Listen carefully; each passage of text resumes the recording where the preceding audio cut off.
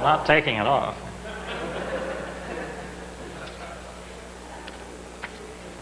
I'm proper. I'm wearing a tie. I thought it would be proper as well to wear this shirt on this occasion. My wife gave me this for Valentine's Day.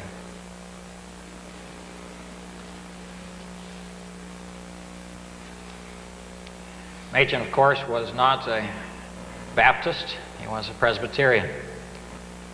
I trust and I know that we of the Founders Conference are not so parochial that we cannot benefit from those outside our own kind of fellowship, because our fellowship truly is with all those who know God through Jesus Christ, His Son. I do have one problem as I begin this morning. That is, I have much more material prepared than I can present in the time allotted me. But I think it could be more easily condensed toward the end of my presentation than it could be at the beginning. So I will start out with the full text, and as it looks like I'm running out of time, then I will attempt to condense. But it may become less and less intelligible toward the end as I try to do that.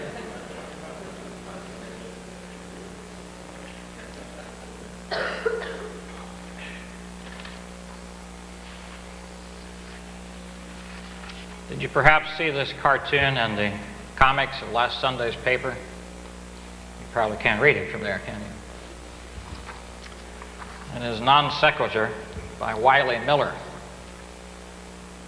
from Sunday, March 8th. I always suspected that Wiley Miller was a liberal. This comic strip confirmed it. It shows a bunch of animals. The characters in his strips are animals, and there is a bear with some kind of clerical garb standing before an audience of other animals, one of which is a little rabbit.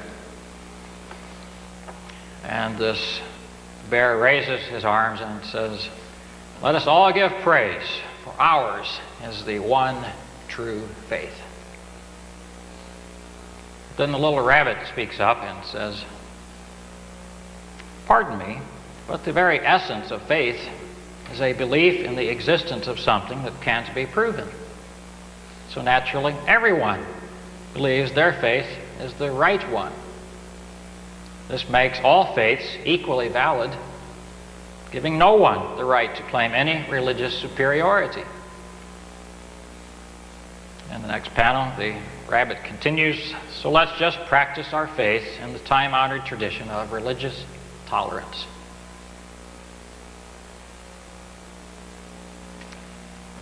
In the next panel, the bear just looks at the rabbit, who had the audacity to interrupt his statement. And in the final panel, the bear is standing there, arms extended again, his cheeks full, and as he burps, he says, muffled because his mouth is full of rabbit, apparently, "Say hallelujah."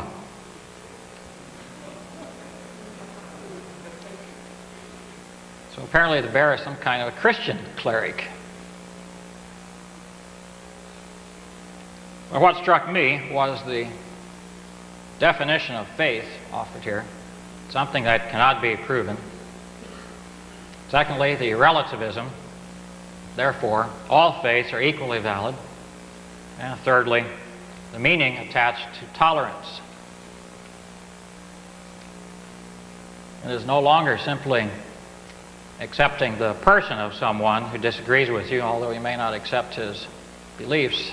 It means that there can be no claim to the exclusive truthfulness of any single belief system.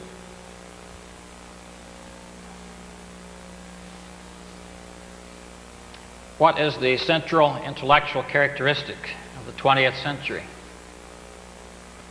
Arguably, it is the loss of belief in truth, objective and absolute truth. We might call it truth with a capital T. That which is true for all people, in all times, and in all places. Examples of this kind of truth would be the assertions that the universe and all it contains was created by an infinite and personal God, or that human beings were designed for perfect fellowship with this God, but have rebelled against him, or that the greatest well-being of humans is attained by receiving the mercy and favor of this God.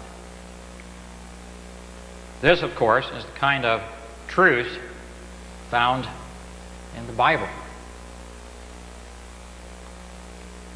The problem with this for some people is that these assertions incorporate what is called, it's kind of a technical term, meta-narrative. Meta-narrative is an overarching worldview that explains all and is presumed to be true for all humans on planet Earth.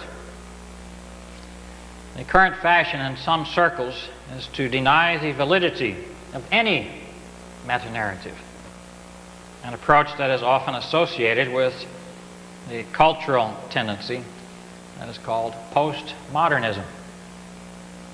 The result is a subjective individualism, each person having his own view of things or his own truth, but no one possessing truth that is valid for all. That's the viewpoint expressed by this cartoon strip. This outlook spills into ethics and morality, producing the moral anarchy and the social pathologies that we observe today.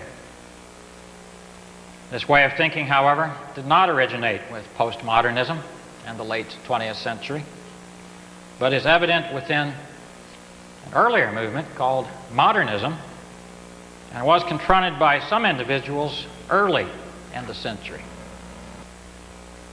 One of those who confronted it was Gresham Machen.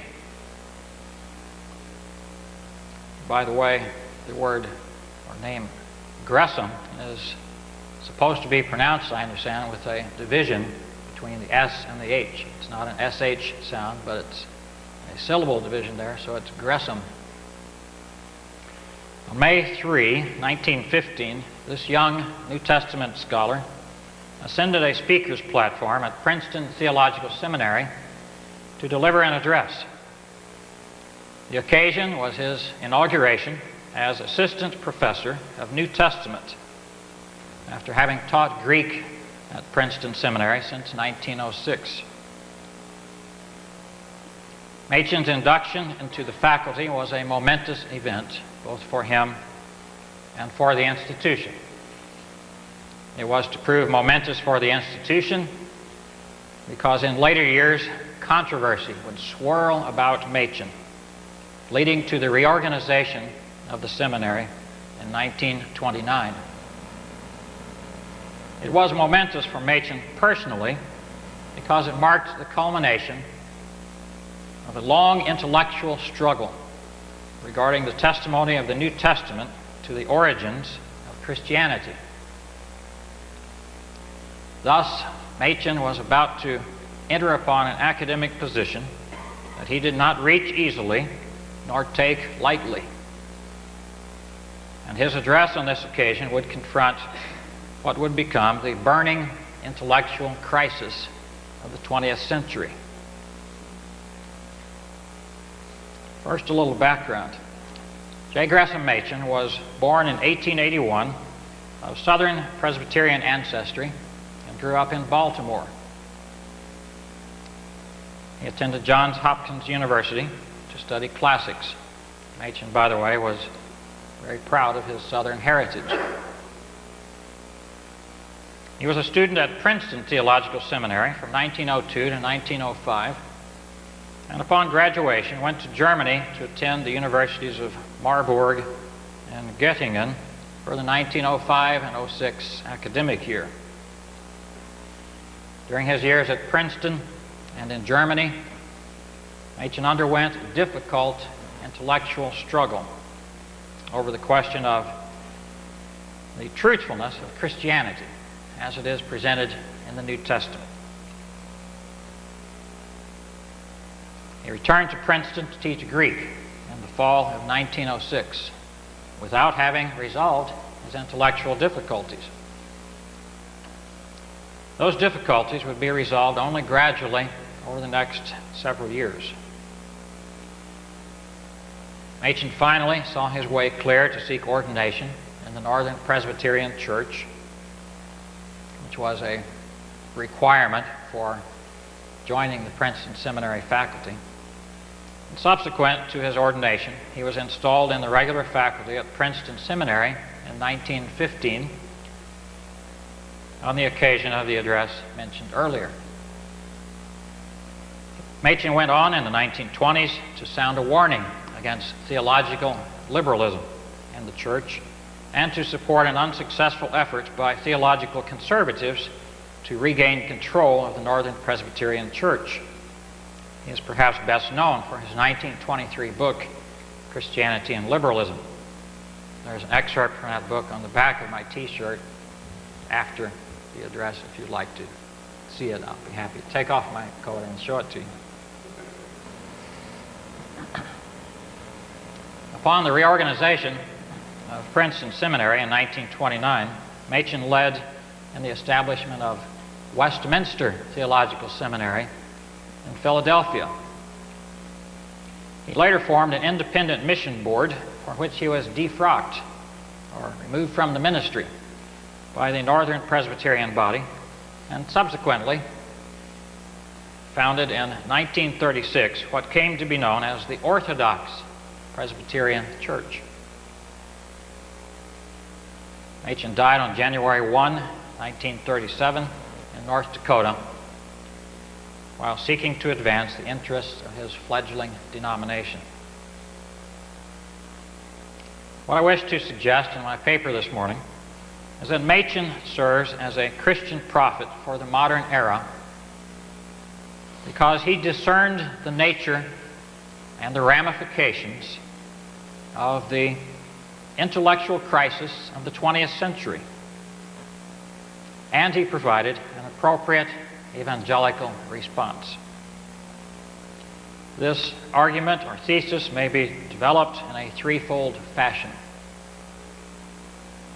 First, I will try to show that Machen, by 1915, had discerned the roots of the intellectual crisis of the 20th century in an outlook known as historicism, which was grounded in a philosophical naturalism. Second, Machen, by 1925, had discerned the fruits of the intellectual crisis of the 20th century in a relativism that resulted from a consistent historicism and the corresponding loss of truth.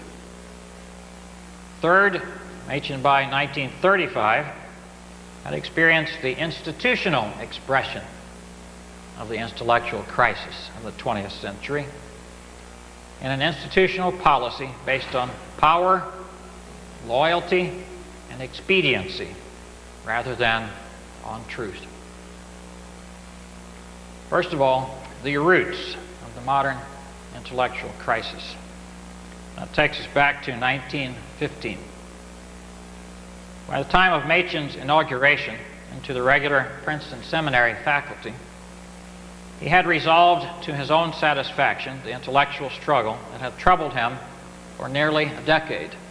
I think probably by 1912, Machen had resolved his intellectual questions and was writing things by that time that indicated as much.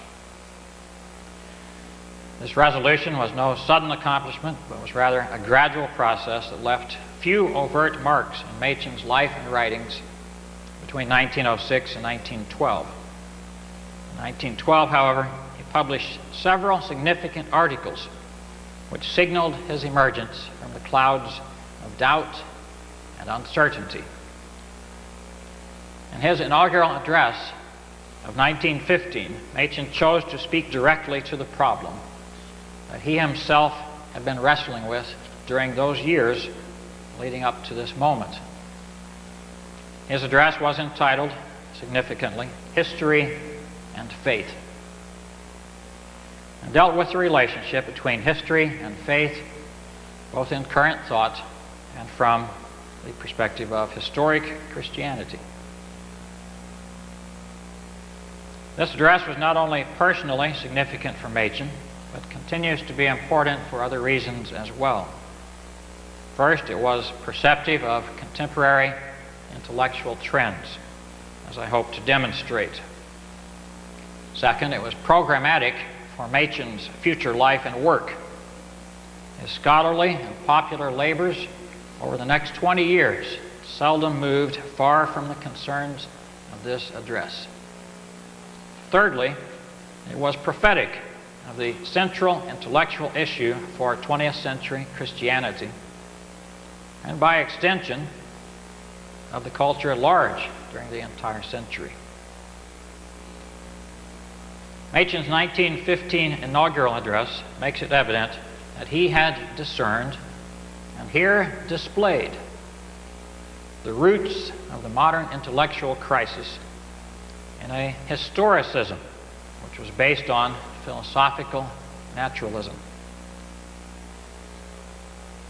The relevant aspects of Machen's argument here may be drawn out in several observations. In the first place, Machen recognized the ineradicable relationship between Christianity and history. He noted that, quote, "the modern church is impatient of history," and that the separation of Christianity from history has been a great concern of modern theology, end quote, but that the effort had been a failure. Christianity cannot be separated from history, as theological liberalism attempted to do, because the gospel is, as Machen put it, information about something that has happened, end quote. A proclamation of something that God has accomplished in history, namely the death and resurrection of Jesus Christ. Second, Machen clearly and precisely defined the intellectual outlook known as historicism. His full statement is as follows: a supernatural person, according to modern historians, never existed. That is the fundamental principle of modern naturalism.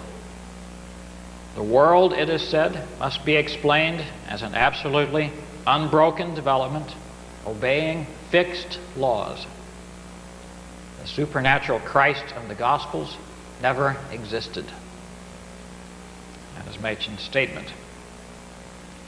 It seems that Machen's own intellectual struggle was occasioned by his own exposure to this outlook, which during the early 20th century was becoming increasingly prevalent in American intellectual circles.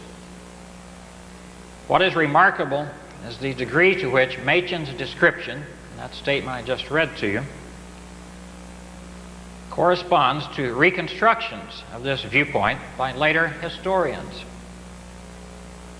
One of the finest brief treatments of the rise and nature of historicism may be found in a volume by Grant Wacker entitled Augustus H. Strong and the Dilemma of Historical Consciousness.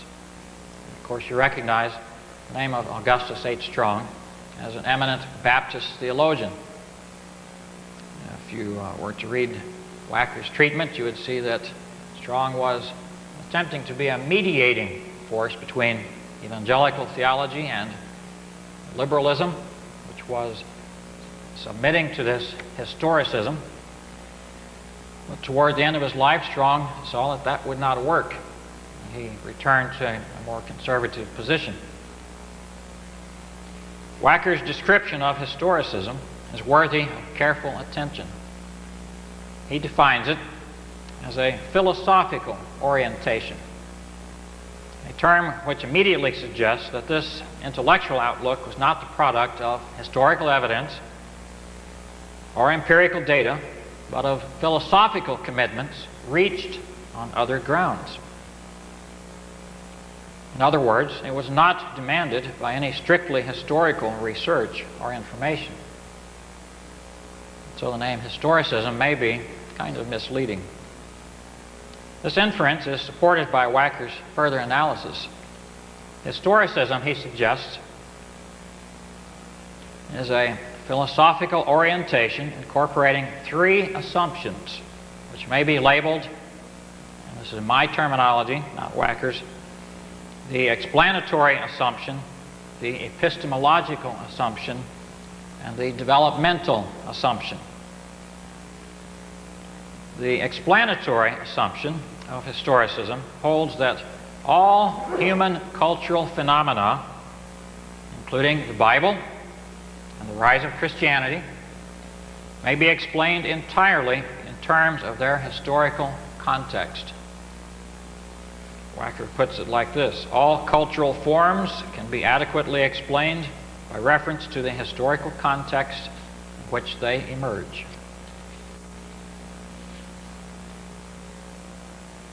The epistemological assumption maintains that all human knowing, including religious belief, is the product of historical circumstance and context. Wacker's words again: everything people know, including all they understand or think they understand about God's dealings with human beings, is forged in a particular historical setting and bears the unique imprint of that setting. End quote. The developmental assumption of historicism contends that all cultural phenomena, including theological formulations, are caught up in a process of ceaseless change. To quote Wacker again, all creations of the human spirit are swept along in a process of ceaseless change, governed by functional laws of social development, but not by any sort of preordained destiny. Note that Machen's language closely parallels that of Wacker, sometimes involving the use of the very same terms. Now, Wacker's book is written in the 1980s, Machen speaking in 1915. The world, Machen said, in describing the historicist viewpoint, must be explained in this way.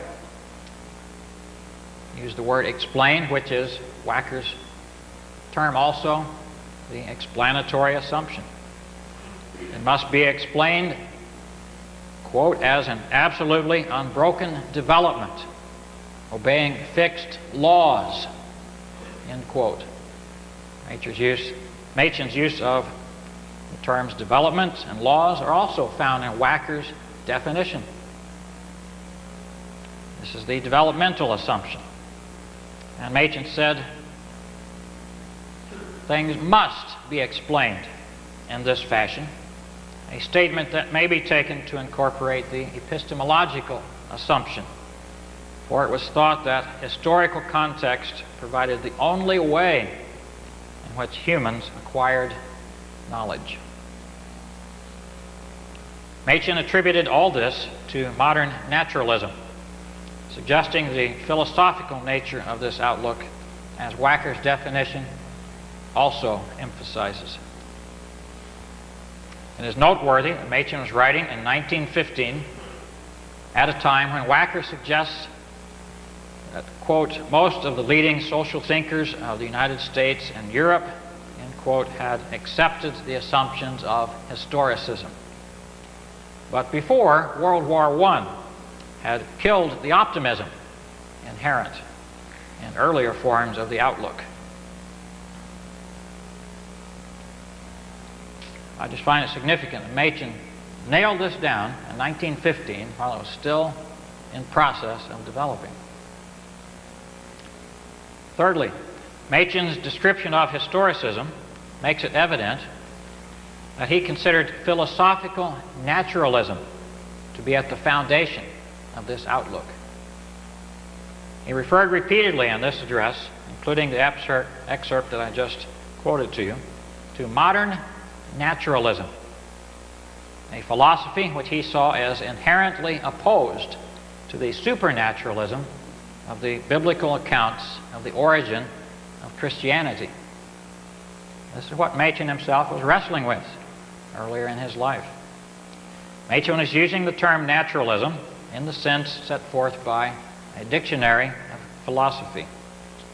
It means a philosophical belief that what is studied by the non-human and human sciences is all there is, and the denial of the need for any explanation going beyond or outside the universe. In other words, no explanation can have God at its root.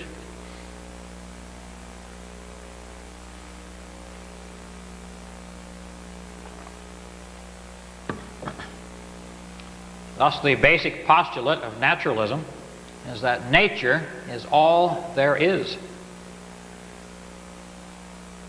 and that all phenomena must be explained solely as functions of nature without recourse to any presumed divine activity. Such an approach eliminates a priori the actions of God described in the Bible, such as creation, providence, judgment, revelation, and redemption. The biblical records and purported events must be explained entirely in terms of natural occurrences. History cannot be allowed to contain the supernatural. Machen saw such a naturalistic bias as inherent in the historicism he was describing. So does modern church historian Henry Warner Bowden.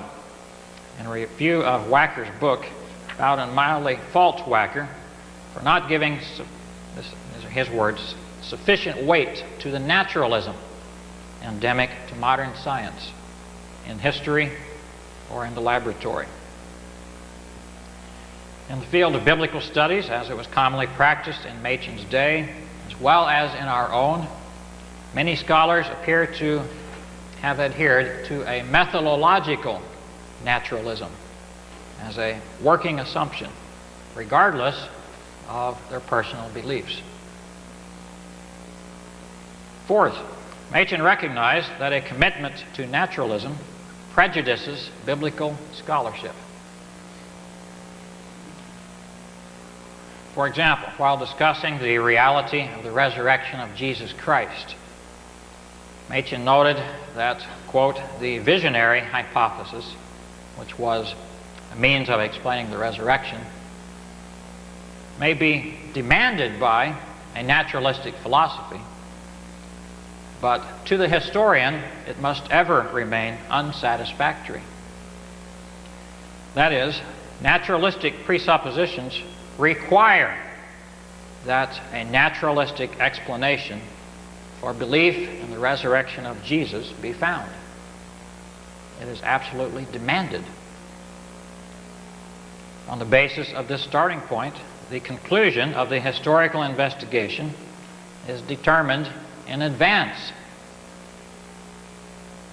It will be a naturalistic conclusion. The one conclusion that will not be allowed is the one that the New Testament itself provides, that God raised Jesus from the dead. Fifth, Machen himself utilized rational, critical argumentation to refute naturalistic biblical criticism. The bulk of Machen's address in 1915 was devoted to a carefully argued demolition of the liberal reconstruction of Jesus. I'll skip over a few sentences there. Machen, who is thoroughly familiar with modern New Testament criticism, pointed out ways in which the conclusions of historicist scholars did not fit with the evidence. So he not only dealt with presuppositions of the scholars coming into the investigation, he also dealt with the evidence and conclusions that they were handling and refuted them on their own level. Sixth, Machen claimed that a true biblical scholarship serves to open the way for faith. The historical problem presented by the New Testament, as Machen had outlined it, quote, defies the best efforts of the naturalistic historian and pushes us toward the intellectual abyss of supernaturalism, end quote. Again, it, quote, forces us, despite the resistance of the modern mind, to recognize a very act of God, end quote. Machen acknowledged that historical research leads only to tentative conclusions. Christian faith requires, quote, some more immediate certitude. History does not stand alone, Machen said. It is confirmed by experience. History has its limitations. The historical evidence, Machen said, for the resurrection amounted only to probability. Probability is the best that history can do. He's not saying it's the best that the Christian mind or conviction can do. It's the best that scientific historical research can do. It can only establish probability. But historical scholarship can open the way for the exercise of faith. In a passage that sounds somewhat autobiographical, Machen says, quote, but the probability was at least sufficient for a trial. We accepted the Easter message enough to make a trial of it, and making trial of it, we found that it is true. Thus, Machen did not claim that historical research can prove or demonstrate the truthfulness of the Christian faith, as he has been alleged to have claimed by some recent historians. Historical research, in Machen's view, simply removes the obstacles in the way of faith and makes the intelligent and rational exercise of faith possible.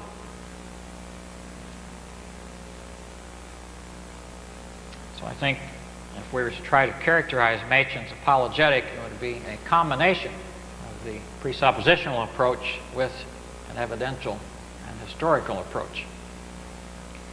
Seventh, Machen recognized the centrality of the issue of biblical authority in the modern debate and in the health of the church. He pointedly raised the issue by observing that some people, content with having found Jesus themselves, claim that they can afford then to be, quote, indifferent to the Bible, end quote, and are prepared to expose it to the ravages of a naturalistic criticism without apparent concern. Machen disagreed. He claimed that the Bible is a, quote, foundation, and that religious experience without a true Bible is untenable. Quote, if the Bible were false, your faith would go, end quote. Then in words which were almost prophetic, Machen uttered this warning. You cannot therefore be indifferent to Bible criticism. Let us not deceive ourselves. The Bible is at the foundation of the church. Undermine that foundation and the church will fall. It will fall, and great will be the fall of it. End quote. Machen went on to issue a call to decision to the modern church.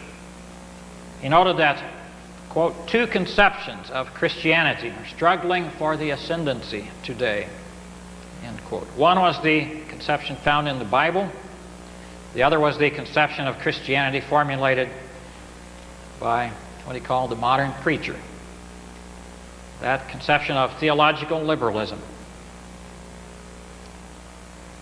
At this point, he argued, modern culture is in conflict with the Bible, and the church must choose between the two.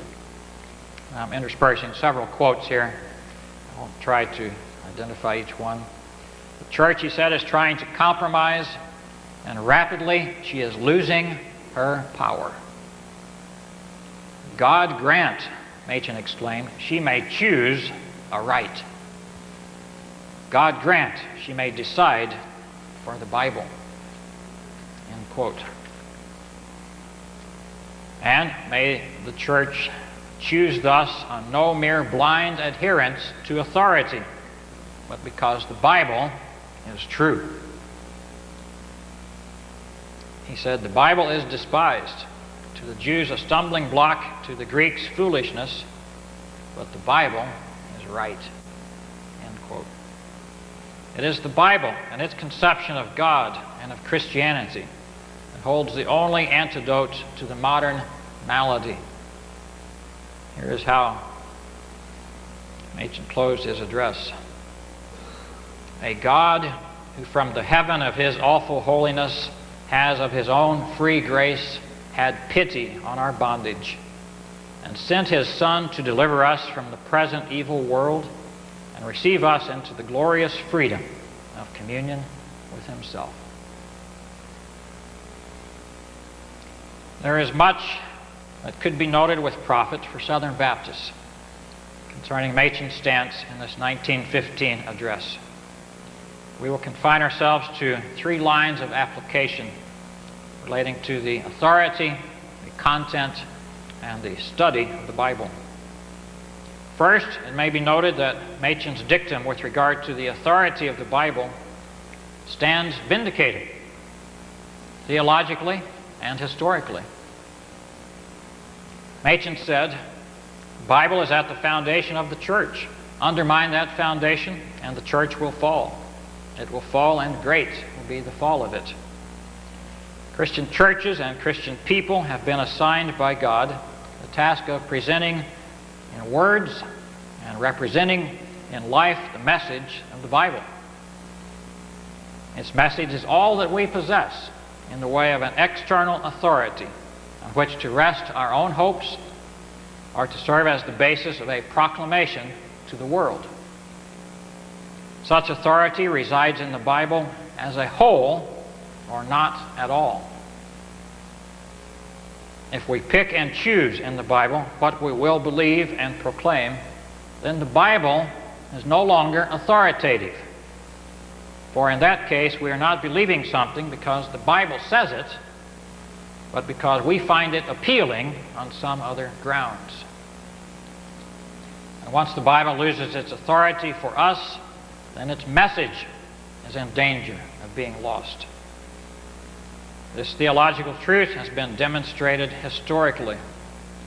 Machen's own Presbyterian Church in the USA, after its abandonment of an authoritative Bible, has suffered precipitous decline in theological purity and discipline, in membership, in giving, missions, and virtually every other measurable dimension. The reason? It has no message, either for the church or for the world. And that Presbyterian church seems destined, apart from a divinely given revival, for well-deserved oblivion. What did Machen say? Undermine that foundation and the church will fall. Machen also instructs us with regard to the content of the biblical message. That message concerns something that God has done in history. Machen wrote, the Bible offers news, not reflection on the old, but tidings of something new. Not something that can be deduced or something that can be discovered, but something that has happened. Not philosophy, but history. Not exhortation, but a gospel. End quote. This suggests, first, as Machen insists, that we cannot afford to divorce the biblical message from historical reality. The Bible purports to describe events that happened in the real world. We cannot, therefore, give up an insistence on the historicity of these events. This was the era of theological liberalism, and it has been followed in this by neo-orthodoxy, a view that reigned for decades, I understand, in Southern Baptist seminaries. This also suggests that we must emphasize in our proclamation the objective facts of the gospel. God has wrought our justification in the first place by something He has done outside of us. The life, death, and resurrection of Jesus Christ, and not by something He does inside of us in the first place. The point, we must preach Jesus Christ and Him crucified and risen again as the only hope of a guilty race. It is through the preaching of this objective accomplishment that God works the subjective experience of regeneration and faith. There is also application here for our study of the Bible and the standards to which we hold those who teach the Bible in our colleges and seminaries. It is that the assumptions of historicism, a naturalistic worldview, must not be allowed to govern biblical studies. I fear this has been the case in Southern Baptist seminaries in the past. Berkeley law professor Philip Johnson has observed that a methodological naturalism prevails in academic circles, even on the part of those professing to be Orthodox Christians. Unfortunately, this often seems to be the case in biblical studies as well as in scientific fields. Johnson was dealing especially with evolutionary thinking, but it's happened in history as well and in biblical studies. If the Bible is the divinely given record of what God has done in history, then we cannot remove God from history without doing damage to both the biblical message and biblical authority. Now, you hate to hear me say second. I come to the fruits of the modern intellectual crisis. And I think on the basis of what has already been said, I can summarize the second 2 points. Machen in 1925, jumping 10 years ahead now, wrote a book entitled What is Faith? In this book, it is evident that Machen had begun to discern, and in this book displayed, the fruits of the intellectual crisis of the 20th century, a collapse into relativism and a corresponding loss of objective truth. Some scholars have traced the straight line that runs from historicist modes of thought to the conclusion that all truth claims, all belief systems, all knowledge, and all value systems are historically determined and are thus historically and epistemologically relative. Non sequitur from last Sunday. This way of thinking is apparently unavoidable for a consistent naturalistic historicism and results in the denial of a unified and permanent body of objective truth. Consequently, there is no truth that is valid for all people, all times, and all places. Anything that is called truth is merely personal and subjective. Such a relativism was manifesting itself by the 1920s, and Machen thought that he needed to confront it. And that's one thing he was doing in his book, What is Faith? Machen argued for the objectivity, universality, permanence, and unity of truth. For example, Machen claimed that the historic Christian creeds, unlike the modern creeds, were intended by their authors or compilers to be true. He said, "We believers in historic Christianity maintain the objectivity of truth. Something is out there and it's true whether I believe it or not."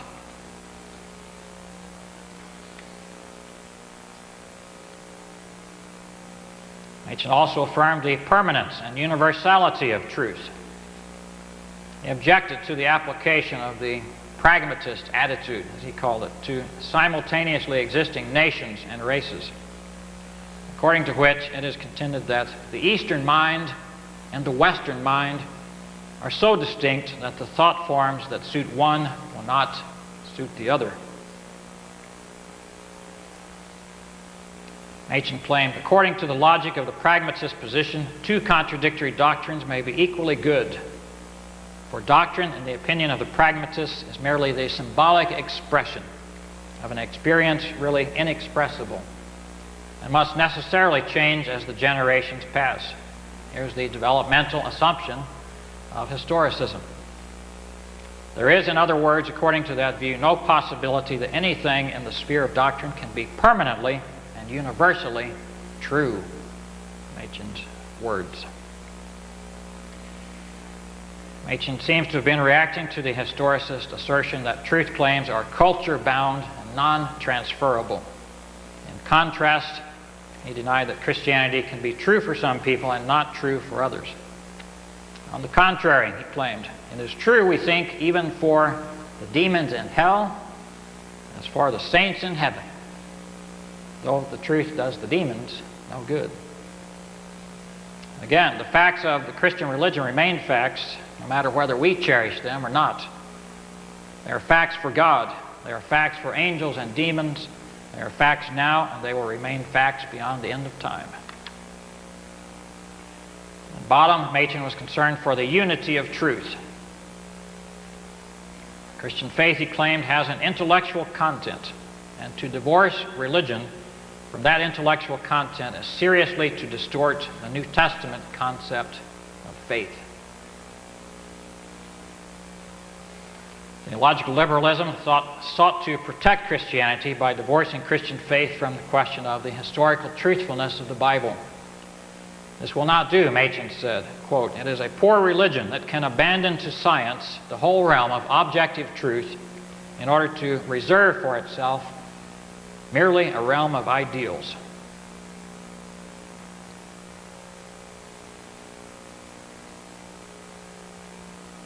Machen said, if Christianity is founded upon facts, then it is not entirely independent of science.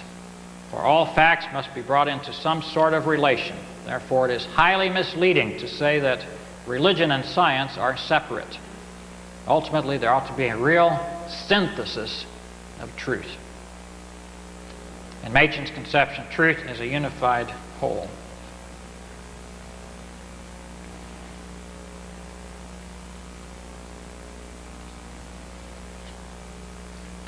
Machen's opposition to relativism in 1925 suggests that the mentality that is known as postmodernism is actually a part of modernism, and that postmodernism may not be something so entirely new as some academics try to make it. But in addressing this relativism at the time he did, at the end of the first quarter of the 20th century, I think that Machen was confronting the defining intellectual crisis of the 20th century and was once again, therefore, adopting a prophetic stance. Historicism leads to complete relativism. That is dangerous for the Christian faith, and it is dangerous for people. The lesson here for our current generation of Southern Baptists is similar to what it was in Machen's day. Certainly the prevalence of relativism is greater now than it was in the 1920s. But the standing of the Christian faith as a body of truth is the same. Historic Christianity claims to embody divinely revealed truth concerning the nature of God and His relationship with humans, and in particular, to contain revealed information concerning what God has accomplished in Jesus Christ. If what the writers of the New Testament said in the first century was true, then it is still true, regardless of current intellectual fashion. And it is the responsibility of evangelical Christians to maintain it as truth. As theologian David Wells has observed, the modern world is no more pluralistic than was the Roman world in the first century. It abounded with religions. Thus, in similar fashion to the Christians of the New Testament era, modern adherents of historic Christianity have an obligation to proclaim the message of the gospel and of the entire Bible as absolute and objective truth. It is not just our religious thing, or one personal opinion among many, but truth with a capital T. It is truth because it has been accomplished by God in history and revealed by God in that volume, which is uniquely His book, the Bible. Modern Christians are not originators of this message, but merely its stewards. And as Paul has said, it is required of stewards that they be found faithful. Not only faithfulness to God and to our calling is at stake, but to our fellow humans as well. For our world desperately needs to hear, amidst the contemporary morass of subjectivism and relativism, that there is truth, and that it provides the intellectual and spiritual answers that all people need. Thirdly, we may note that Machen experienced the institutional expression of the loss of truth in the modern world, the intellectual crisis of the 20th century. This came about as a result of Machen's founding and continued support of an independent foreign missions board. When the Presbyterian Church in the USA would take no action with regard to the presence of theological liberalism in its missionary enterprises, Machen and others in 1933 formed the Independent Board for Presbyterian Foreign Missions. The General Assembly of the Presbyterian Church declared in 1934 that such an action was unconstitutional, ordered the disbanding of the Independent Board and the severing of all ties to the board by members of the Presbyterian Church, and demanded the support of Presbyterian church members for the, quote, officially authorized missionary program of the Presbyterian Church. Machen refused to sever his connection with the Independent Board and to obey the order of the General Assembly. I'll skip Machen's argument. In response, the Presbytery of New Brunswick, New Jersey, appointed a commission in December 1934 to try Machen on several charges, all of which, observes Stonehouse, his biographer, quote, had in view only a single alleged offense, namely disobedience to the order of the General Assembly regarding membership and activity in the Independent Board. The trial occurred in February and March of 1935, during which the Commission ruled that Machen would be allowed to present no evidence relating to the charges that he had lodged against the Board of Foreign Missions, and that would accept no arguments relating to the constitutionality of the General Assembly's mandate of 1934, which Machen had argued was unconstitutional. Thus, the issues that Machen raised were ruled out of order in advance, and there was left only the question whether he would submit to the demands of the Church. Questions of truth were brushed aside and became a question of submitting to the authority of a body. Given the parameters of the proceeding, it was a foregone conclusion that Machen would be convicted. His appeals to the Synod and the General Assembly of 1936 were denied, and so he was removed from the ministry of the Presbyterian Church in the USA. We note that the central question, that of adherence or non-adherence to historic Christianity on the part of Machen and of the Presbyterian Church, was not allowed to be an issue in his trial. It was a matter of institutional conformity and the power of the institution to enforce it, not a matter of truth.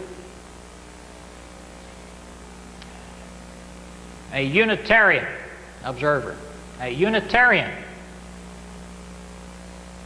named Albert C. Diefenbach, wrote upon observing Machen's conviction, "Here is a man of distinction in scholarship and of unquestioned devoutness, who for 20 years or more has declared that those who control the power of his communion have repudiated the authentic and official Presbyterian faith, favor of a modernistic emasculation of the pure gospel of the Bible and the Reformation. It is a dramatic situation, extraordinary for its utter reversal of the usual situation in a judicial doctrinal conflict. It amounts to virtually this: one man is declaring that in administrative effect his whole church has become heretical. Indeed, the late 19th century heresy trials had been conducted against men who were alleged to have rejected the doctrinal content of historic Christianity. Machen's trial was conducted against a man who unquestionably adhered to the doctrinal content of historic Christianity, but who would not submit to the bureaucratic machinery of his church, which was controlled by those who were not committed to the historic faith. It had, in effect, become a struggle of power against truth.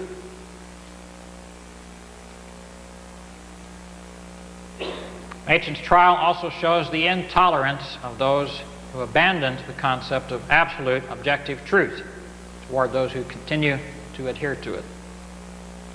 The liberals would have objected in the name of tolerance to the application of negative sanctions against a minister accused of unorthodox doctrine.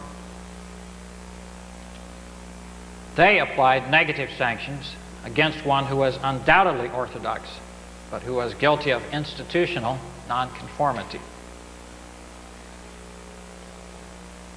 Professor R.B. Kuyper of Christian Reformed Church, another outsider, observed the Machen trial is a notable revelation of the intolerance of so-called liberalism and its abettors. Kuyper also observed the Machen trial affords a striking revelation of the destructive influence of liberalism and liberal leanings on Christian ethics, and that the court preemptively and peremptorily deprived Machen of his defense. The message is exceedingly clear. Relativism in the realm of truth is accompanied by relativism in the realm of ethics. When the liberals finally exercised power, there was not tolerance that prevailed, but intolerance. Not justice, but power. Not truth, but institutional expediency.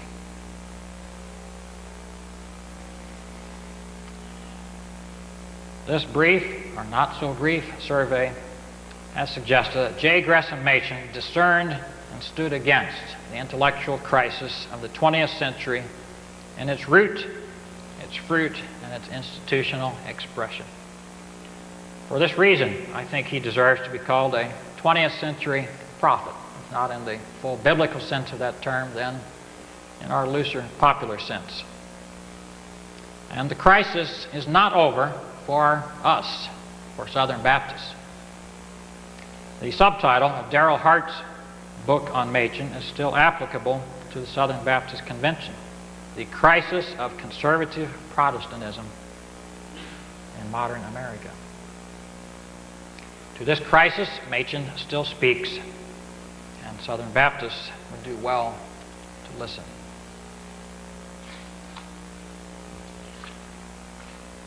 Thank you for enduring such a long presentation.